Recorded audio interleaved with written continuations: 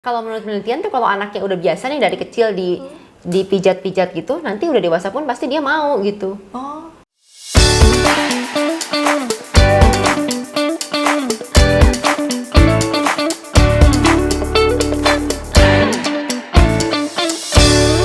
Halo Mam, apa kabar? Bertemu lagi dengan saya Dr. Cynthia di acara Bincang-Bincang Muter. Nah, hari ini kita kedatangan tamu istimewa nih. Saya perkenalkan dulu, ini tuh teman seangkatan saya. Jadi sama-sama kuliahnya di universitas yang saya lulus kedokteran juga. Nah, ini kita bertemu dengan Dokter Mutiara. Halo dokter, apa kabar? Halo.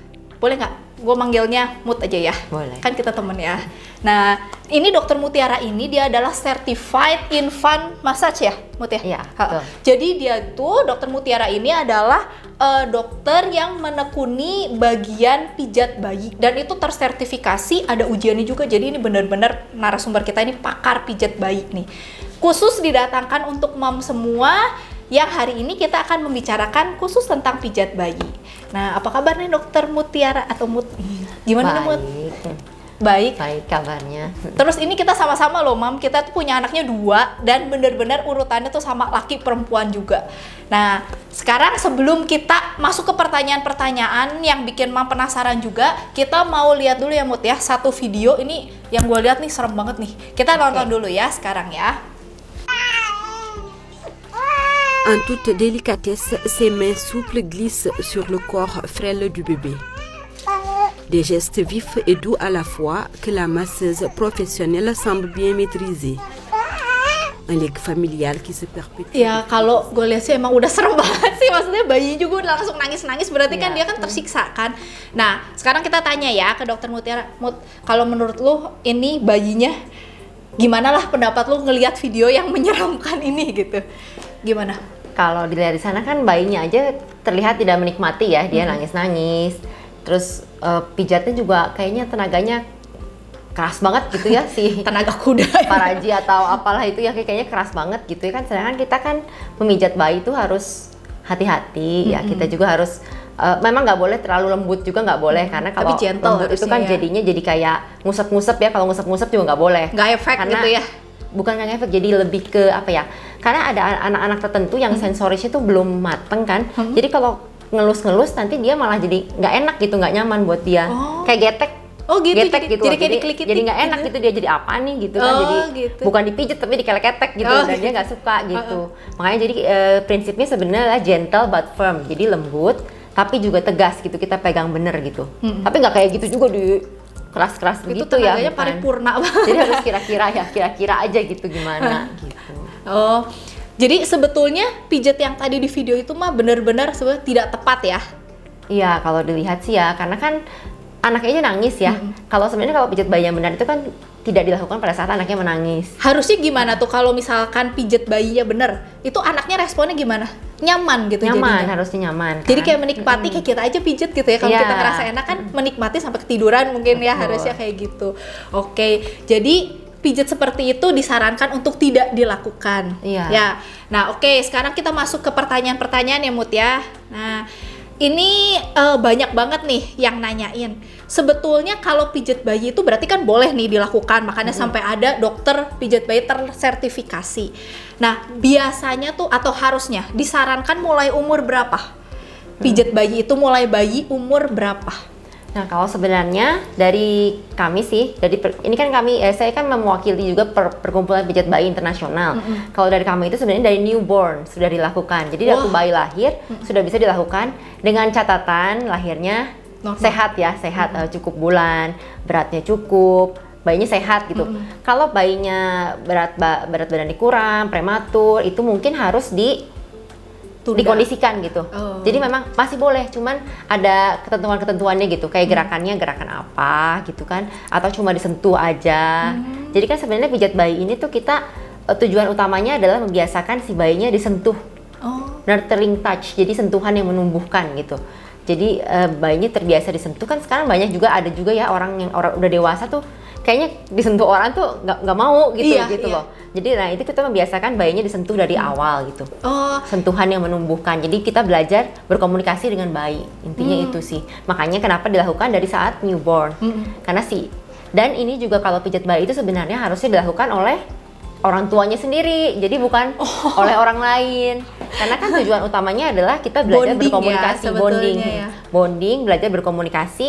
Oh ini bayi maunya apa sih gitu. Apalagi orang tua baru nih, yang baru pertama kali jadi orang tua, kan pasti ini maunya apa ya iya. gitu lah. Nangis aja Dan kerjaannya. memang, ya, dan nggak ada orang yang bisa kasih tahu kita, oh ini maunya ini, oh maunya itu. Semua harus dipelajari gitu kan, kita baru kenal nih sama bayi, maunya apa nih gitu. Nah sambil pijat itu kan kita sambil belajar, oh maunya ini, oh nggak suka nih kalau gini gitu. Makanya di pijat bayi yang dari perkumpulan pijat bayi ini nggak ada ketentuan, oh harus pijat ini terus ini terus ini terus ini, nggak ada gitu. Oh jadi Gerakan ini berapa kali nggak ada juga, jadi ya sesuai bayi aja, bayinya kalau masih senang boleh diulang-ulang, nggak suka ya pindah ke bagian jadi lain. lebih fleksibel lah ya kalau Iya, sebetulnya kalau sebenarnya. untuk ke bayi. Sebenarnya Nah, begitu. paling bagus tuh dilakukan dari newborn sampai umur berapa? Sampai gede pun nggak masalah. Oh, jadi kayak kita aja ya, sultan juga ya nih bayinya dari lahir sampai gede, Sampai gede pun pijet nggak masalah. terus. Oke, kalau paling bagus itu frekuensinya berapa kali? Misalkan sehari berapa kali atau seminggu berapa kali? Paling utama itu kalau pijat bayi itu paling bagusnya adalah harus konsisten. Jadi nggak bisa cuman kayak hari ini Iya, udah, terus kayak nggak misalnya lagi. seminggu sekali nih panggil bidan ke rumah ngarepnya, oh ntar tidurnya jadi bagus. Ya nggak bisa gitu. Itu gue banget tuh, itu gue banget waktu dulu anak pertama, anak gue kolik nih ya, gue panggil bidan, kok tidurnya belum, ya udahlah nggak ngefek, terus nanti bulan depannya, cobain siapa tau ngefek gitu, ternyata bener nggak ngefek dong kalau nggak konstan. Iya, karena saya juga dulu waktu belum ikut pelatihan ini mikirnya kan gitu ya, panggil aja sekali ya, ntar juga bagus. Ternyata nggak bisa gitu, ternyata harus tiap hari konsisten gitu, bukan yang cuma sekali nggak bisa gitu. Nah jadi harus konsisten setiap hari kalau bisa. Jadi frekuensinya tuh paling bagus tiap hari, tapi Paling yang penting bagus. tuh kita konsistensinya ya. Jadi Iya. konsisten harus tiap hari terus-terusan gitu. Terus tuh kalau misalkan anaknya makin gede, kan misalkan tiap hari capek juga kan, kita jadi maminya pegel kan. Maksudnya frekuensinya boleh nggak diturunin kalau misalkan udah lebih gede gitu? Boleh, jadi sebenarnya nanti kalau di program IAIM ini kan ada juga nanti kalau udah besar gitu sih, kayak udah remaja gitu ya, mana mau ya tiap hari juga ketemu mamahnya Iya. terus dipijit-pijit ya. Jadi paling seminggu sekali. Apaan nih si mami ya? Paling seminggu sekali. Cuman intinya kita tuh pijat ini tuh untuk menjaga bonding lah dengan anak gitu. Oh sampai remaja juga disarankan masih dipijat? Iya. Kayaknya disentuh juga anak gua aja sekarang 5 tahun buru-buru mau Nah, itu disentuh. kan. Apa sih mami kata dia gitu? Nah cuman kalau menurut penelitian tuh kalau anaknya udah biasa nih dari kecil dipijat-pijat gitu, nanti udah dewasa pun pasti dia mau gitu. Oh. Terus kalau ke anaknya sendiri misalkan yang biasa dipijat gini, ke sensorisnya lebih gede, ke anak yang udah lebih gede, anaknya udah lebih gede nih, ke sensorisnya lebih bagus nggak sih? Iya, karena kan manfaat pijat bayi itu kan ada juga untuk stimulasi ya, stimulasi berbagai sistem tubuh kita, juga stimulasi untuk sensori integrasi. Pasti sekarang pasti mama Iya. pasti sering dengar tuh Iya. terapi sensori integrasi, karena sekarang ini banyak anak-anak yang sensorisnya kurang berkembang gitu kan. Nah salah satu manfaat pijat bayi adalah menstimulasi itu, si sensori integrasi ini gitu. Kayaknya gue juga sensoris integrasinya terganggu dah. Soalnya gue tuh jijian kalau misalkan kena tanah gitu, terus kena lantai Nah, itu kamar mandi banyak gue yang begitu jijian. kan. Terus gue sukanya makan bubur ayam yang benyek-benyek gitu. Gue kayaknya harus terapi kayaknya. Terus kalau misalkan untuk sekali nih ya pijatnya nih, sekali pijat kurang lebih harus berapa menit, ada ketentuannya nggak? Nah, itu tuh sebenarnya berhubungan dengan nanti biasanya pertanyaannya tuh kapan nih harus dipijat ya, kapan bagusnya dipijatnya kapan gitu. Nah, sebenarnya kalau kita tuh harus mengenal dulu yang namanya behavioral states dari bayi. Jadi bayi itu ada pola perilakunya gitu ya, yaitu pertama kan tidur nih, dia pasti tidur, yang kedua sadar, yang ketiga peralihan antara Tidur tidur dan sama bangun sadar. ya, ngantuk lah istilah awamnya sih ngantuk gitu kan. Nah kalau tidur sudah jelas kita tidak ganggu ya, bayi lagi tidur jangan dipijat, karena kalau dipijat karena kalau lagi tidur itu kan dia lagi membangun otak dia nih, istilahnya sih lagi belajar dia tuh mencerna apa yang dia lihat waktu dia bangun gitu. Jadi waktu tidur bayi jangan dikutak-atik, biarin dia tidur, biarin dia berkembang, otaknya berkembang. Kan kita juga tahu kalau pas bayi tidur itu lagi memperbaiki sel-sel dia yang rusak nih. Jadi jangan diganggu. Nah, sudah pasti waktu harus lagi sadar. Lagi sadar juga ada 2 jenis ya, bayi itu kalau sadar tuh kalau kita perhatiin, yang pertama itu bayinya kayak namanya active alert. Active alert itu bayinya nggak bisa diam, nggak fokus gitu, kayak mungkin dia udah overstimulasi atau bosan, jadi nggak bisa diam, nggak bisa fokus. Nah, yang satu lagi quiet alert, di mana bayinya diam, fokus sama kita, dia tenang, pernapasannya pun tenang. Nah itu adalah saat paling baik kita lakukan pijat bayi. Jadi stimulasinya bisa benar-benar baik gitu. Karena dia fokus sama kita. Terus bayinya juga jadi nggak ngereok ya kalau dipijit, kalau lagi aktif alert kan kayak wah. Iya kan dia gerak-gerak tuh dipijit nanti malah bikin heboh jadinya. Udah effort stimulasi lagi. Makanya kita harus lihat, oh kapan nih quiet alertnya gitu. Makanya balik lagi ke pernyataan yang tadi kalau sebaiknya dilakukan oleh orang tua. Iya. Karena kan kalau kita panggil dari luar nih bidan datang, belum tentu anaknya lagi bayinya apa kayak gitu anaknya ya. lagi apa nih, lagi ngantuk nih, lagi ngantuk dipijit ya. Udah heboh. Makanya nangis lah Iya. apalah gitu. Mungkin tadi di video yang tadi juga kan mungkin anaknya nangis ya, mungkin dia juga ngantuk ya malah disuruh apa nih gitu kan. Dia Mana nggak pijatnya mau. tenaganya heboh lagi. Tambah heboh anaknya. Oh gitu, tapi nggak ada ketentuan misalkan minimal 15 menit nih pijet atau minimal 10 menit atau fleksibel aja lah lihat anaknya gitu. Nggak Anaknya ada sih. masih Jadi nyaman. kalau memang disarankan tuh kita lihat bayinya. Jadi kita benar-benar kita melihat sinyal-sinyal dari bayi nih, bayinya udah bosen nih apa gimana gitu kan dipijat juga mungkin dia bosen lah apa gitu. Ya udah berhenti berarti kalau ya nggak mau gitu. Jadi sekalipun langkah-langkahnya misalkan kan sekarang ada nih misalkan ya kayak pijat oromotor yang ini berapa kali, ini berapa kali, itu belum selesai nih semua langkahnya, nggak apa-apa kalau misalkan bayinya bayinya udah nggak kerja sama nih sama kita, ya udah aja di stop walaupun langkahnya belum terlewati semua nggak apa-apa. Karena kalau ini kan pijat bayi yang untuk kesehatan secara keseluruhan ya. Oh. Kalau oromotor kan beda lagi Terapi karena mah kan beda itu ya. karena itu masuknya terapi ya karena anaknya mungkin ada bermasalah di oromotor. Tapi kalau ini kan masuknya untuk yang well-being lah ya, untuk kesehatan si bayi secara keseluruhan aja gitu. Jadi kalau untuk kayak menyamankan si bayinya sebetulnya itu nggak apa-apa, nggak ada ketentuan khusus. Tapi kalau terapi ya beda lagi ya, beda kasus juga gitu. Oke. Terus kalau misalkan tadi kan kita udah ngomong bayinya misalkan jadi lebih mateng nih sensorisnya atau apa. Manfaatnya pijit bayi ini secara utamanya apa sebetulnya? Secara utamanya itu kan sebenarnya untuk bayi ada 4 ya, yaitu yang pertama itu yang paling penting interaksi. Jadi yang seperti itu bonding. Makanya sebaiknya dilakukan oleh orang tua sendiri karena kan yang pentingnya bondingnya itu dan orang tua jadi bisa ngerti nih, oh ini bayi maunya apa sih, lagi pengen apa gitu. Kayak mengenal bayi kita sendiri. Kita mengenal bayi sendiri, terutama apalagi yang baru pertama jadi orang tua pasti bingungnya apaan gitu kan, dikasih makhluk begini gitu kan. Nah kan kita jadi pas sambil pijat bayi kita belajar kenapa interaksinya penting sekali, terutama waktu lagi pijat bayi gini kan orang tuanya nggak pegang handphone. Iya benar. Nggak boleh pegang handphone. Fokus ke bayinya. Lagi pegang bayinya lagi pijat bayi. Jadi nggak pegang handphone, bisa kontak mata bener-bener. Bener interaksinya soalnya tuh kalau, intens ya. Karena kalau yang lain-lain nih nggak lagi pijat bayi nih ya, orang tuanya kadang lagi apa, kadang nyusuin aja sambil pegang handphone gitu kan. Jadi kan mau nyindir sih gue juga gitu. Kan nggak ada interaksinya gitu loh. Nah kalau lagi pijat kan kepaksa nih, tangannya pegang minyak kok pakai minyak gitu kan. Iya bener. Jadi ya kepaksa pasti megang bayinya bener-bener lihat gitu. Terus kan stimulasi nih, stimulasi pasti penting untuk stimulasi segala sistem tubuh. Terus juga untuk relief ya, jadi bisa ya memang bisa yang bisa mengurangi kolik, mengurangi gas, mengurangi batuk pilek kayak gitu. Karena kan kalau pijat itu segala aliran darahnya juga lancar ya, jadi mungkin si ingusnya juga jadi lancar tuh keluarnya gitu. Sama yang terakhir bayinya bisa relaksasi. Jadi calming effect ya sebetulnya ya kalau jadi tidurnya kan ya jadi nyenyak karena dia kalem, jadiin kalem gitu. Karena bisa juga jadi kayak katanya kalau kita konsisten lakukan pijat bayi ini nanti jadi bayinya bisa self soothing gitu. Oh, bisa menenangkan diri sendiri. Jadi untuk sleep training juga sebetulnya lebih bagus ya kalau dipijat kayak gini. Oh. Tapi harus konsisten, itu kuncinya konsisten. Nah masalahnya tuh susah sih itu. Itu jam-jamnya walaupun misalkan oke, kita konsisten tiap hari, tapi jam-jamnya gue nggak harus sama kan, nggak kayak kita minum obat kan. Pokoknya mah lihat aja keadaan bayinya gitu.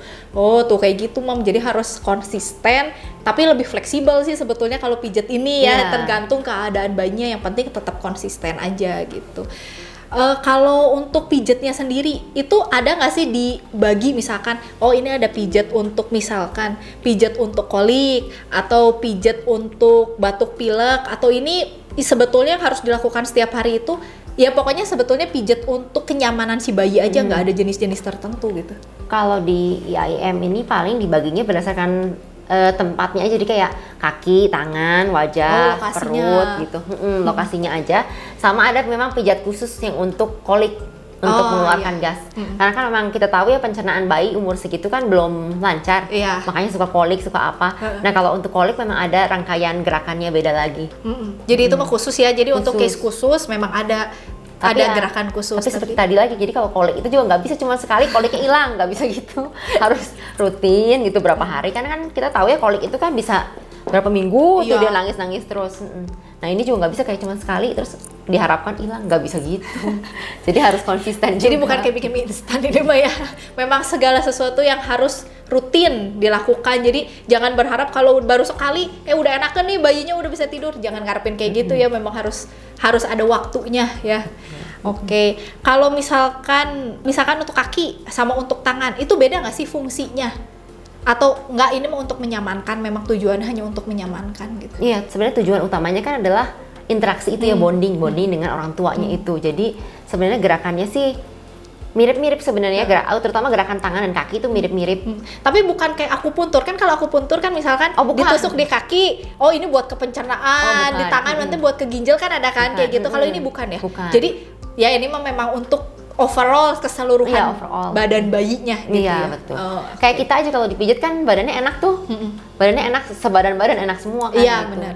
Jadi ini memang benar-benar untuk relaksasi si bayinya aja sebetulnya. Oh iya. Okay. Cuma memang jadi kan gerakan pijat bayi ini tuh kan gabungan dari yoga, terus ada juga gerakan refleksi. Udah di yoga juga? Ya ampun, bayi sekarang sultan ya. Udah pijat yoga juga. Oh gitu. Jadi sebetulnya untuk pijat bayi ini memang sangat bermanfaat gitu. Jadi dan sebetulnya enaknya tuh kalau pijat bayi ini dia fleksibel ya. Iya. Nggak banyak ketentuan kan. Kalau banyak yang lain-lain tuh ini harus dilakuin jam segini, berapa gerakan itu kan jadi ke kitanya kan beban, tapi kalau ini kan lebih fleksibel, jadi enakeun ya. Oh iya. Nah, sekarang kita mau masuk ke pertanyaan dari mam semua ya, yang kemarin udah ngasih pertanyaan. Kita ucapkan juga terima kasih dan sekarang mau kita jawab. Nah, nih Mut, ada beberapa pertanyaan. Kalau yang sama saya dikelompokin aja ya, Mam, gak semua ditanyain. Ini ada pertanyaan dari Mam Tiara Kezia. Mungkin ini sama kali ya sama Mam DCMBRE. Bagaimana cara teknik pijat bayi yang benar? Dan ini jenis pijat bayi yang baik. Mungkin sama kali ya. Teknik pijat bayi yang baik dan benar tuh gimana, Mut? Karena saya kan belajarnya dari itu ya, dari IIM ini ya, International Association of Infant Massage. Iya. Nah, kalau kita memang ada gerakan-gerakannya. Cuma memang kita tidak boleh mendemonstrasikan itu di luar dari kelas pijat bayinya gitu. Jadi kan kayak seperti ini kan cuman podcast doang, kita nggak boleh demonstrasi gitu, karena alasannya kenapa? Karena supaya kita bisa ngajar yang bener gitu. Jadi mungkin nggak didemokan sama kita, tapi dijawab aja gimana sih teknik yang benar, seperti yang tadi misalkan harus gentle and firm. Nah, maksudnya gentle and firm tuh gimana, Mut? Bisa dijelasin lagi nggak? Yang pasti kan ya tadi kan harus gentle but firm. Jadi gentle but firm itu kan maksudnya dia lembut ya, tapi juga sambil ada tekanannya juga. Dikira-kira segimana kan kita tahu ya pegang bayi harus segimana gitu kan, kita udah dewasa ya, kita tahu lah kira-kira pegang bayi harus setekan apa gitu supaya dia juga nyaman. Kan bisa dilihat juga muka bayinya gitu. Jadi kan kita sambil lihat muka bayi nih, kita lihat bayinya nyaman atau tidak. Kan kalau terlalu keras juga dia pasti kelihatan tuh mukanya tidak nyaman gitu. Jadi harus dikira-kira memang, tapi ya seperti yang tadi saya bilang, nggak boleh ngusap-ngusap ya, karena kalau ngusap-ngusap jadinya getek dia malah jadinya. Jadi nggak nyaman, malah jadi rewel, sensasi tidak enak gitu. Jadi pokoknya dilihat aja sih, Mam, sebetulnya tekniknya tuh bukan kira-kira sendiri ya.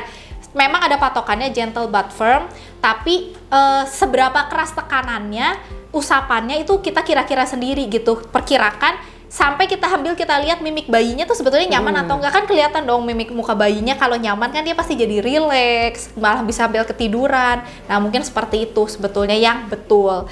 Nah, ada lagi dari Mam Caroline. Momin, emang benar kalau dari bayi dipijit bisa nambah tinggi badan si kecil? Kalau itu sih mungkin bisa ya, karena kan ada manfaat dari pijat bayi itu untuk stimulasi. Stimulasi itu kan stimulasi segala sistem ya, dari otaknya, dari imunnya, dari ya muskuloskeletalnya. Tapi kan balik lagi ke satu, genetik, orang tuanya setinggi apa, dua, gizinya sebaik apa gitu. Jadi kalau pakai ASI ya ibunya makannya sebaik apa gitu. Kita balik lagi ke sana lagi gitu. Sudah empati kan kita harus lihat anaknya makannya seperti Bagus apa gak? gitu. Gizi berimbang nggak? Iya, semuanya kayak proteinnya cukup nggak, kita harus lihat itunya sih. Jadi nggak bisa cuma ngandelin pijat doang tapi makannya ngasal juga nggak bisa gitu. Jadi kalau tinggi badan tuh sebetulnya multifaktor, Mam. Jadi yang pertama tuh pasti genetik. Lihat dong bapak ibunya misalkan tingginya sekitar 160, ya masa anaknya 190 kan kayaknya kecil kemungkinan. Terus yang kedua emang gizinya ya, emang gizinya kan harus bagus, harus gizi berimbang, proteinnya harus cukup, vitamin, mineral, kalsium semua harus dicukupin, dan dibantu juga dengan pijat bayi. Jadi pijat ini tuh sebagai faktor pembantu gitu, sebagai faktor yang mendukung, faktor pendukung untuk supaya si bayinya bisa bertumbuh dengan lebih baik gitu. Nah, terus ini dari Mam Anissa, temenku suka pada rutin pijat anaknya, tapi ada efek sampingnya nggak sih buat baby? Efek sampingnya ya itu efek samping yang menguntungkan ya. Jadinya kan kalau konsisten, rajin dipijat, Jadi pasti manfaat, anaknya jadi bukan efek tidurnya samping. enak, rileks, bayinya juga jarang rewel, jarang kolik juga. Cuman harus konsisten itu. Kalau efek sampingnya itu sebenarnya kalau dilakukan dengan benar ya tidak ada sebenarnya. Maksudnya tidak ada efek samping yang buruk ya gitu. Tidak bahaya juga. Tapi kemarin ya, gue lihat video nih Mut. Jadi si bayinya tuh dipijat perutnya, terus jadi intussusepsi. Mungkin nggak sih kalau misalkan dipijat perutnya terus jadi intussusepsi? Nah itu kan makanya kita harus belajar teknik yang benar ya. Karena kan terutama yang pijat untuk bagian kembung-kembung itu kolik itu kan kita memijat di bagian perut yang juga bayi kan masih tipis ya, jadi kan dekat dengan organ. Nah kita kan harus sesuaikan kayak misalnya pijat I love you nih, kan udah terkenal tuh ya pasti mama pasti Pijat sering lihat tuh ilu-ilu. di IG tuh pasti sering lihat kan. Nah itu kan kita sesuaikan dengan arah gerakan organnya supaya gasnya keluar melalui kentut gitu kan. Nah tapi kan kalau misalnya gerakannya salah, ya nggak jadi begitu, nggak jadi teknik malah dan mungkin jadi tekanannya. sembelit gitu kan. Nah ini mungkin juga intussusepsi, mungkin tekanannya seberat apa mungkin kan. Kita nggak tahu juga gitu keadaannya seperti apa gitu, atau mungkin juga dia ternyata sudah dikasih empasi dini, kita nggak tahu juga kan sebenarnya. Kadang-kadang kan di sosmed gitu Cuman satu agak pihak menyesatkan doang ya, gitu. kita nggak tahu juga latar belakangnya bagaimana. Jadi dia gitu. cuman kayak menyajikan satu kondisi, tapi padahal di belakang itu kita nggak tahu. Banyak ya. alasan lain kita juga nggak tahu gitu. Mungkin untuk mam yang belum tahu, intussusepsi itu jadi ada bagian dari usus yang masuk ke bagian usus yang lain gitu. Jadi biasanya ya itu tuh pada anak yang dikasih MPASI dini ya Mut ya. Jadi kalau misalkan anak misalkan belum siap pencernaannya dikasih MPASI dini, itu kan dia hiperperistaltik tuh. Hiperperistaltik jadi ususnya kerjanya tuh terlalu keras, dia mompa makannya terlalu keras, akhirnya jadi kayak nyelip gitu bagian atasnya ke bawah gitu. Jadi ada bagian usus yang nyelip ke bagian usus yang lain gitu. Jadi kayak ngelipet ke dalam gitu si ususnya. Nah itu memang itu fatal, bisa sampai meninggal anaknya. Nah itu intussusepsi tuh berbahayanya seperti itu gitu.